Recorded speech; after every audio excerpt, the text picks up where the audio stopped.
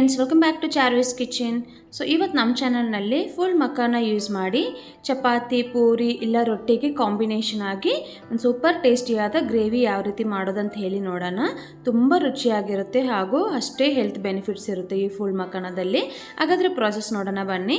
ಮೊದಲಿಗೆ ಇಲ್ಲಿ ಸಣ್ಣದಾದ ಜಾರ್ ತಗೊಂಡು 2 ಟೊಮೊಟೊವನ್ನು ಸಣ್ಣದಾಗಿ ಈ ರೀತಿ ಕಟ್ ಮಾಡಿ ಆ್ಯಡ್ ಮಾಡ್ತಾ ಇದ್ದೀನಿ. ಹಾಗೂ 5ರಿಂದ 6ವರೆಗೆ ಇಲ್ಲಿ ಬೆಳ್ಳುಳ್ಳಿನ ಆ್ಯಡ್ ಮಾಡ್ತಾ ಇದ್ದೀನಿ. ಹಾಗೂ 2 ಪೀಸಷ್ಟು ಶುಂಠಿ ಹಾಗೂ ಇಲ್ಲಿ ಮಸಾಲೆ ಅನ್ನೋದು ಆ್ಯಡ್ ಮಾಡ್ತಾ ಇದ್ದೀನಿ. ಒಂದು 4ರಿಂದ 5ವರೆಗೂ ಲವಂಗ, 2 ಏಲಕ್ಕಿ, 2 ಚಕ್ಕೆ ಹಾಗೂ ಅರ್ಧ ಟೇಬಲ್ ಸ್ಪೂನ್ ಆಗೋಷ್ಟು ಜೀರಿಗೆ ಆ್ಯಡ್ ಮಾಡ್ತಾ ಇದ್ದೀನಿ. ಹಾಗೂ ಇಲ್ಲಿ 5ರಿಂದ 6ವರೆಗೂ ಇಲ್ಲಿ ನಾನು ಕ್ಯಾಶ್ಯೂ ನಟ್ಸ್ ಕೂಡ ಆ್ಯಡ್ ಮಾಡ್ತಾ ಇದ್ದೀನಿ. ಇದನ್ನು ಹಾಕೋದ್ರಿಂದ ರುಚಿ ಇನ್ನಷ್ಟು ಚೆನ್ನಾಗಿರುತ್ತೆ. ನೀವು ಬೇಕಾದರೆ ಸ್ಕಿಪ್ ಮಾಡ್ಕೋಬೋದು, ಇದು ಆಪ್ಷನಲ್ಲು. ಈಗ ಇದನ್ನು ಈ ರೀತಿ ಸ್ಮೂತ್ ಪೇಸ್ಟಾಗಿ ಗ್ರೈಂಡ್ ಮಾಡ್ಕೋಬೇಕಾಗುತ್ತೆ. ಇದೀಗ ರೆಡಿಯಾಗಿದೆ, ಸೈಡ್ಗೆ ಇಟ್ಕೊಳ್ಳೋಣ. ಈಗ ಒಂದು ಕಡಾಯಿ ತಗೊಂಡು ಕಡಾಯಿ ಹೀಟ್ ಆದ ನಂತರ 1 ಟೇಬಲ್ ಸ್ಪೂನ್ ಆಗೋಷ್ಟು ಆಯಿಲ್ ಯೂಸ್ ಮಾಡ್ತಾ ಇದ್ದೀನಿ. ಇಲ್ಲಿ ನಾನು 1.5 ಕಪ್ಪಷ್ಟು ಫೂಲ್ ಮಖಾನವನ್ನು ಆ್ಯಡ್ ಮಾಡ್ತಾ ಇದ್ದೀನಿ. ಸೊ ಇದನ್ನು ಹಾಕಿ ಫ್ಲೇಮ್ನ ಮೀಡಿಯಮ್ನಲ್ಲಿಟ್ಟು ನೀಟಾಗಿ ಈ ರೀತಿ ಫ್ರೈ ಮಾಡ್ತಾ ಬರಬೇಕು. ಸೊ ಈ ರೀತಿ ಫ್ರೈ ಮಾಡೋದ್ರಿಂದ ಸ್ವಲ್ಪ ಕ್ರಿಸ್ಪಿಯಾಗಿ ಆಗುತ್ತೆ. ಸೊ ಈ ರೀತಿ ಕ್ರಿಸ್ಪಿಯಾಗಿದ್ದರೆ ಸೊ ಈ ಗ್ರೇವಿ ಅನ್ನೋದು ರುಚಿ ಇನ್ನಷ್ಟು ಚೆನ್ನಾಗಿರುತ್ತೆ. ಈಗ ಇದು ಕಂಪ್ಲೀಟ್ ಆಗಿದೆ. ಇಷ್ಟು ಮಟ್ಟಿಗೆ ಸ್ವಲ್ಪ ಕಲರ್ ಚೇಂಜ್ ಆದರೆ ಸರೋಗುತ್ತೆ. ಈಗ ಇದನ್ನು ನಾವು ಒಂದು ಬೌಲ್ಗೆ ಟ್ರಾನ್ಸ್ಫರ್ ಮಾಡ್ಕೊಳ್ಳೋಣ. ಈಗ ಅದೇ ಕಡೆಯಲ್ಲಿ ಒಂದು 2 ಟೇಬಲ್ ಸ್ಪೂನ್ ಆಗೋಷ್ಟು ಆಯಿಲ್ ಯೂಸ್ ಮಾಡ್ತಾ ಇದ್ದೀನಿ. ಆಯಿಲ್ ಹೀಟ್ ಆದ ನಂತರ ಇಲ್ಲಿ 2 ಬಿರಿಯಾನಿ ಎಲೆ ಹಾಗೂ 1 ಆನಿಯನ್ನ ಈ ರೀತಿ ಸಣ್ಣದಾಗಿ ಕಟ್ ಮಾಡಿ ಆ್ಯಡ್ ಮಾಡ್ತಾ ಇದ್ದೀನಿ. ಸೊ ಇದನ್ನು ನಾವು ಮೀಡಿಯಂ ಫ್ಲೇಮ್ನಲ್ಲಿಟ್ಟು ಫ್ರೈ ಮಾಡ್ತಾ ಬರಬೇಕು. ಸೊ ಈ ಆನಿಯನ್ ಅನ್ನೋದು ಸ್ವಲ್ಪ ಮಟ್ಟಿಗೆ ಕಲರ್ ಚೇಂಜ್ ಆಗೋವರೆಗೂ ನಾವು ಈ ರೀತಿ ಫ್ರೈ ಮಾಡ್ತಾ ಬರಬೇಕು. ಇಲ್ಲಿ ನೋಡಿ, ಇಷ್ಟು ಮಟ್ಟಿಗೆ ಕಲರ್ ಚೇಂಜ್ ಆದರೆ ಸರೋಗುತ್ತೆ. ಈಗ ಇದರಲ್ಲಿ 1 ಹಸಿಮೆಣಸಿನಕಾಯಿ ಈ ರೀತಿ ಉದ್ದಕ್ಕೆ ಕಟ್ ಮಾಡಿ ಆ್ಯಡ್ ಮಾಡ್ತಾ ಇದ್ದೀನಿ. ಹಾಗೂ ರುಬ್ಬಿಟ್ಟಿರುವಂಥ ಟೊಮೊಟೊ ಪ್ಯೂರಿಯನ್ನು ಕೂಡ ಆ್ಯಡ್ ಮಾಡ್ತಾ ಇದ್ದೀನಿ. ಸೊ ಇದನ್ನು ಹಾಕಿ ನೀಟಾಗಿ ಮಿಕ್ಸ್ ಮಾಡ್ಕೊಳ್ಳೋಣ. ಸೊ ಈ ಮಸಾಲೆ ಎಲ್ಲ ಚೆನ್ನಾಗಿ ಮಿಕ್ಸ್ ಮಾಡಿಕೊಂಡು ಇದು ಚೆನ್ನಾಗಿ ಕುಕ್ ಆಗೋವರೆಗೂ ಒಂದು 2 ನಿಮಿಷ ನಾವು ಮುಚ್ಚಳ ಇಟ್ಟು ಲೋ ಫ್ಲೇಮ್ನಲ್ಲಿ ಕುಕ್ ಮಾಡ್ಕೋಬೇಕಾಗುತ್ತೆ. ಈಗ ನೋಡೋಣ ಬನ್ನಿ. ಇಲ್ಲಿ ನೋಡಿ, ಆಯಿಲ್ ಎಲ್ಲ ಬಿಟ್ಟು ನೀಟಾಗಿ ಕುಕ್ ಆಗಿದೆ. ಇದನ್ನೊಂದ್ಸಲ ನೀಟಾಗಿ ಮಿಕ್ಸ್ ಮಾಡ್ಕೊಳ್ಳೋಣ. ಈಗ ಇದರಲ್ಲಿ ಮಸಾಲೆ ಅನ್ನೋದು ಆ್ಯಡ್ ಮಾಡ್ಕೊಳ್ಳೋಣ.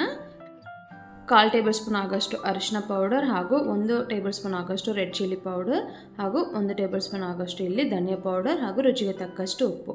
ಸೊ ಇಷ್ಟನ್ನು ಆ್ಯಡ್ ಮಾಡ್ಕೊಳ್ಳೋಣ. ನೀವು ಖಾರಕ್ಕೆ ತಕ್ಕಂತೆ ರೆಡ್ ಚಿಲ್ಲಿ ಪೌಡರ್ ಅನ್ನೋದು ಆ್ಯಡ್ ಮಾಡ್ಕೋಬಹುದು. ಇಲ್ಲಿ ನಾನು ಆಲ್ರೆಡಿ 1 ಹಸಿಮೆಣಸಿನಕಾಯಿ ಯೂಸ್ ಮಾಡೋದ್ರಿಂದ 1 ಟೇಬಲ್ ಸ್ಪೂನ್ ಆಗೋಷ್ಟು ಮಾತ್ರ ಹಾಕಿದ್ದೀನಿ. ಹಾಗೂ ಸ್ವಲ್ಪ ಮಟ್ಟಿಗೆ ನೀರನ್ನು ಆ್ಯಡ್ ಮಾಡಿ ನೀಟಾಗಿ ಈ ರೀತಿ ಒಂದು 2 ನಿಮಿಷ ಮಿಕ್ಸ್ ಮಾಡ್ತಾ ಕುಕ್ ಮಾಡ್ಕೋಬೇಕಾಗುತ್ತೆ. ಮಸಾಲೆ ಎಲ್ಲ ಚೆನ್ನಾಗಿ ಹಸಿ ಸ್ಮೆಲ್ ಹೋಗೋವರೆಗೂ. ಸೊ ಇವಾಗ ಇದು ಸ್ವಲ್ಪ ಮಟ್ಟಿಗೆ ಕುಕ್ ಆಗಿದೆ. ಈಗ ಇದರಲ್ಲಿ ಒಂದು 2 ಟೇಬಲ್ ಸ್ಪೂನ್ ಆಗೋಷ್ಟು ಫ್ರೆಶ್ ಆಗಿರುವ ಮೊಸರು ಅನ್ನೋದು ಆ್ಯಡ್ ಮಾಡ್ತಾ ಇದ್ದೀನಿ. ನೀಟಾಗಿ ಮಿಕ್ಸ್ ಮಾಡ್ಕೊಂಡು ಆ್ಯಡ್ ಮಾಡಬೇಕಾಗುತ್ತೆ, ಹಾಗೆ ಆಗಬಾರ್ದು. ಸೊ ಈಗ ಇಲ್ಲಿ ಮೊಸರು ಹಾಗೂ ಮಸಾಲೆ ಎಲ್ಲ ಚೆನ್ನಾಗಿ ಮಿಕ್ಸ್ ಆಗ್ದಂಗೆ ಇನ್ನೊಂದು 1 ನಿಮಿಷ ಈ ರೀತಿ ನಾವು ಕುಕ್ ಮಾಡ್ಕೋಬೇಕಾಗುತ್ತೆ, ಕಂಟಿನ್ಯೂಸ್ ಆಗಿ ಈ ರೀತಿ ತಿರುಗಿಸ್ತಾ. ಈಗ ಇದನ್ನು ನಾವು ಮುಚ್ಚಳ ಇಟ್ಟು ಒಂದು 2 ನಿಮಿಷ ಲೋ ಫ್ಲೇಮ್ನಲ್ಲಿ ಕುಕ್ ಮಾಡ್ಕೊಳ್ಳೋಣ. ಇಲ್ಲಿ ನೋಡಿ, ಪರ್ಫೆಕ್ಟಾಗಿ ರೆಡಿಯಾಗಿದೆ. ಸೊ ಈಗ ಇದರಲ್ಲಿ ನೀರನ್ನು ಆ್ಯಡ್ ಮಾಡ್ಕೊತಾ ಇದ್ದೀನಿ. ಗ್ರೇವಿಗೆ ತಕ್ಕಂತೆ ನಾನು 1.5 ಕಪ್ಪಷ್ಟು ನೀರನ್ನು ಆ್ಯಡ್ ಮಾಡ್ತಾ ಇದ್ದೀನಿ. ಆ್ಯಡ್ ಮಾಡಿ ನೀಟಾಗಿ ಒಂದ್ಸಲ ಮಿಕ್ಸ್ ಮಾಡ್ಕೊಳ್ಳೋಣ ಈ ರೀತಿ. ಸೊ ಈ ಗ್ರೇವಿ ಅನ್ನೋದು ಸ್ವಲ್ಪ ಮಟ್ಟಿಗೆ ಥಿಕ್ನೆಸ್ ಬರೋವರೆಗೂ ನಾವು ಮುಚ್ಚಳ ಇಟ್ಟು ಒಂದು 2ರಿಂದ 3 ನಿಮಿಷದವರೆಗೆ ಕುಕ್ ಮಾಡಿಕೊಂಡ್ರೆ ಸರೋಗುತ್ತೆ ಮೀಡಿಯಂ ಫ್ಲೇಮ್ನಲ್ಲಿ. ಈಗ ನೋಡೋಣ ಬನ್ನಿ. ಇಲ್ಲಿ ನೋಡಿ, ಗ್ರೇವಿ ಅನ್ನೋದು ಪರ್ಫೆಕ್ಟಾಗಿ ರೆಡಿಯಾಗಿದೆ. ಈಗ ಒಂದ್ಸಲ ಮಿಕ್ಸ್ ಮಾಡಿಕೊಂಡು ಈಗ ಇದರಲ್ಲಿ ಫ್ರೈ ಮಾಡಿಟ್ಟಿರುವಂಥ ಫುಲ್ ಮಖಾನವನ್ನು ಆ್ಯಡ್ ಮಾಡ್ಕೊಳ್ಳೋಣ. ಆ್ಯಡ್ ಮಾಡಿ ನೀಟಾಗಿ ಈ ರೀತಿ ಮಿಕ್ಸ್ ಮಾಡ್ಕೋಬೇಕಾಗುತ್ತೆ, ಮಸಾಲೆ ಎಲ್ಲ ಚೆನ್ನಾಗಿ ಹಿಡಿದಾಗೆ ಮಿಕ್ಸ್ ಮಾಡಿಕೊಂಡು ಮುಚ್ಚಳ ಇಟ್ಟು ಒಂದು 2 ನಿಮಿಷ ಕುಕ್ ಮಾಡಿಕೊಂಡ್ರೆ ಸರೋಗುತ್ತೆ. ಇದು ಸಾಫ್ಟ್ ಇರೋದ್ರಿಂದ ಬೇಗನೆ ಕುಕ್ ಆಗಿಬಿಡುತ್ತೆ ಫುಲ್ ಮಖಾನ ಅನ್ನೋದು. ತುಂಬ ಹೊತ್ತು ಇಡೋಕ್ಕೆ ಹೋಗಬೇಡಿ. ಇಲ್ಲಿ ನೋಡಿ, 2 ನಿಮಿಷದಲ್ಲಿ ರೆಡಿ ಆಗೋಗಿದೆ. ಸೊ ಅಷ್ಟೇ, ಒಂದ್ಸಲ ನೀಟಾಗಿ ಮಿಕ್ಸ್ ಮಾಡ್ಕೊಂಡು ಈಗ ಕಟ್ ಮಾಡಿಟ್ಟಿರುವಂಥ ಕೊತ್ತಂಬರಿ ಸೊಪ್ಪನ್ನು ಕೂಡ ಆ್ಯಡ್ ಮಾಡ್ಕೊಳ್ಳೋಣ. ಆ್ಯಡ್ ಮಾಡಿ ಇನ್ನೊಂದ್ಸಲ ಮಿಕ್ಸ್ ಮಾಡಿಕೊಂಡು ಸ್ಟವ್ ಆಫ್ ಮಾಡ್ಕೊಳ್ಳೋಣ. ಸೊ ಇಷ್ಟು ಮಟ್ಟಿಗೆ ಸ್ವಲ್ಪ ಗ್ರೇವಿ ಇದ್ದರೆ ಸರೋಗುತ್ತೆ, ಇಲ್ಲಾಂದರೆ ನಿಮಗೆ ತಣ್ಣಕ್ಕಾದ್ಮೇಲೆ ತುಂಬ ಗಟ್ಟಿ ಆಗಿಬಿಡುತ್ತೆ.